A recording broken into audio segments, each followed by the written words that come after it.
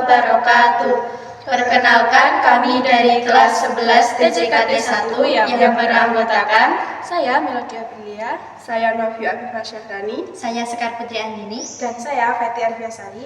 Pada video kali ini kami akan menyampaikan materi tentang jaringan kabel dan nirkabel.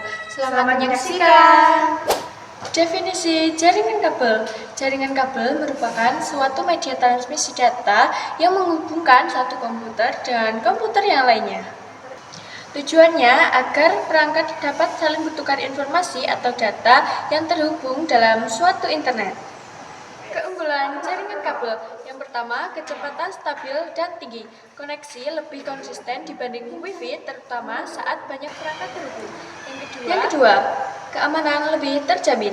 Data ditransfer langsung melalui kabel, sehingga resiko penyadapan lebih kecil karena membutuhkan akses fisik. Yang terakhir, yaitu latensi rendah. Waktu tunda pengiriman data sangat kecil, cocok untuk gaming dan video conference. Kekurangan jaringan kabel. Yang pertama, tidak praktis untuk perangkat bergerak seperti smartphone dan laptop tanpa port LED. Dan yang terakhir yaitu pemasangan kabel besar rumit, memakan tempat dan kurang estetis. A few moments later. Jenis-jenis kabel jaringan. Pertama, kabel koaksial. Kabel koaksial memiliki konduktor tembaga tunggal pada pusatnya. Lapisan plastik menyediakan insulasi antara konduktor pusat dan jalinan metal di sekelilingnya. Jalinan metal memblokir berbagai interferensi elektromagnetik dari luar.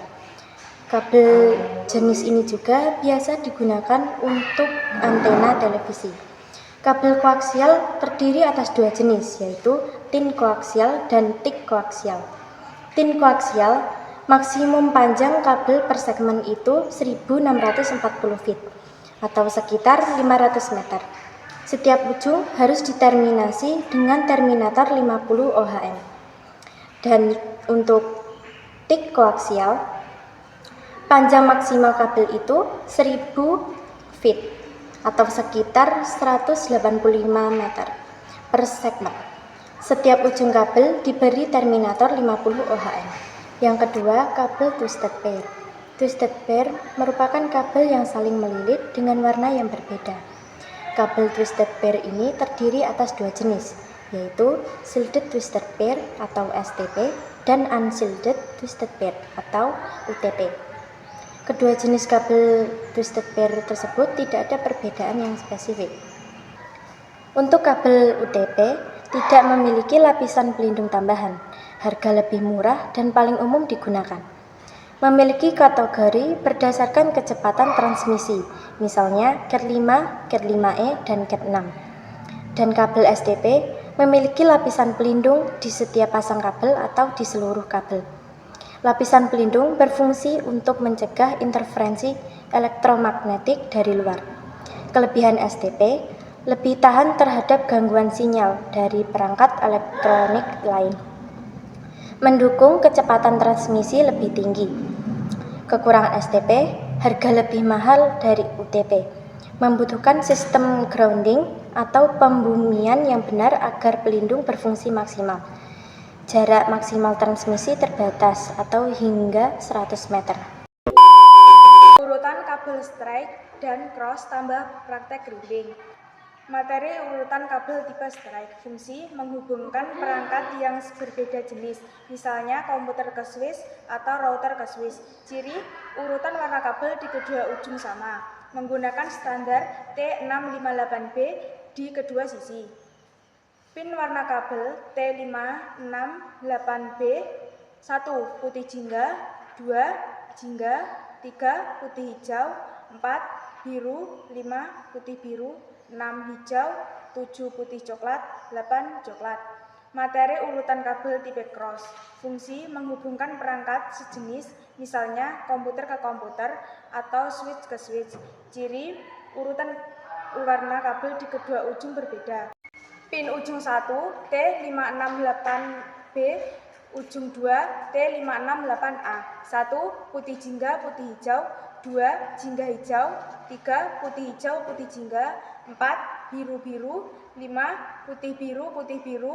6. Hijau jingga.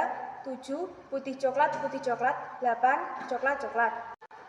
Demonstrasi langkah pembuatan kabel. 1. Kupas ujung kabel 2 cm menggunakan crimping tool. 2. Rapikan dan urutkan kabel sesuai standar straight atau cross. 3. Potong ujung kabel agar rata dan rapi. 4. Masukkan kabel ke konektor RJ45. Pastikan urutan benar dan tembaga terlihat di ujung konektor. 5. Lakukan crimping dengan alat crimping tool. 6. Uji kabel dengan line tester atau multimeter. Hubungkan kabel ke line tester, nyalakan tester. Jika semua lampu menyala secara berurutan berarti kabel terpasang dengan benar. Yang ketiga, kabel fiber optik. Kabel fiber optik terbuat dari serat kaca atau plastik yang sangat tipis. Karena terbuat dari kaca, sinyal yang dikirim fiber optik ini berupa cahaya dari sumber ke tujuan. Hal itulah yang membuat kabel fiber optik mampu mentransmisikan data lebih cepat dibandingkan kabel jenis lain. Kecepatannya mencapai 100 Gbps dengan jarak hingga ribuan kilometer. Inilah sebabnya banyak ISP dan penyedia layanan internet kabel menggunakan kabel fiber optik untuk memberikan jaringan internet yang cepat. Meskipun demikian, kabel fiber optik juga memiliki beberapa kekurangan, seperti harga yang cukup mahal dibandingkan jenis kabel lainnya. Selain itu, proses instalasinya cukup rumit dan membutuhkan investasi yang besar saat pemasangannya. Bagian-bagian kabel fiber optik antara lain sebagai berikut. 1. Pelindung kabel atau kabel jaket, yaitu bagian kulit pembungkus terluar untuk melindungi kabel. 2. Pelindung fiber atau strengthening fibers. Bagian-bagian kabel fiber optik antara lain. 1. Pelindung kabel atau kabel jaket, yaitu bagian kulit pembungkus terluar untuk melindungi kabel. 2. Pelindung fiber untuk menjaga kabel dari benturan keras.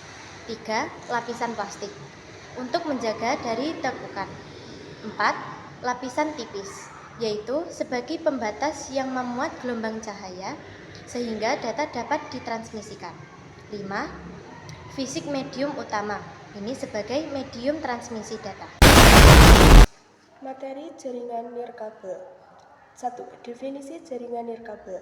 Jaringan yang menggunakan gelombang radio, sinyal elektromagnetik sebagai media transmisi data tanpa menggunakan kabel fisik. Contoh, Wi-Fi, Bluetooth. 2. Kelebihan jaringan nirkabel.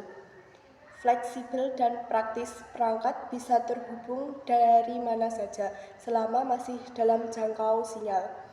Mudah dipasang, tidak perlu menarik kabel ke setiap perangkat. Cocok untuk perangkat mobil, smartphone, tablet, dan laptop, dapat terhubung dengan mudah.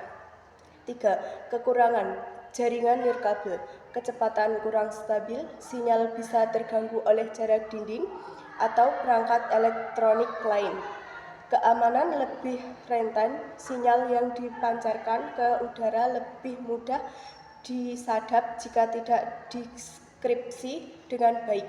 Latensi lebih tinggi, waktu tunda pengiriman data lebih besar dibanding kabel. Kesimpulan. 1. Jaringan kabel lebih unggul dalam hal kecepatan, stabilitas, dan keamanan. 2. Jaringan nirkabel lebih unggul dalam hal fleksibel dan mobilitas. 3. Solusi terbaik adalah jaringan hybrid campuran, menghubungkan kelebihan kabel dan nirkabel. Perangkat tetap terhubung maksimal. Contoh, komputer servis dan PC menggunakan kabel, sedangkan smartphone dan laptop menggunakan Wi-Fi.